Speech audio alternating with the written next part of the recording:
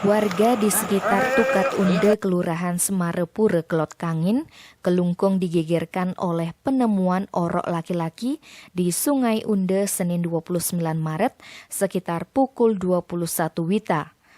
Kasubag Humas Polres Kelungkung AKP Putu Gede Ardana pada Selasa 30 Maret mengungkapkan orok tersebut pertama kali dilihat Wayan Suwartike, warga asal Banjar Pande, Kelurahan Semarepure, Kelot Kangin. Saat itu sekitar pukul 6 WITA, Suwartike hendak mencari lumut di Tukat Unde untuk umpan memancing. Ia melihat ada orok mengapung. Karena takut, saksi meninggalkan lokasi. Suwartike datang lagi ke Tukat Unde sekitar pukul 15 WITA. Ia datang untuk memancing ikan, namun kembali melihat jasad tersebut. Tetapi posisinya telah bergeser karena terbawa arus sungai. Kejadian itu pun dilaporkan ke polisi.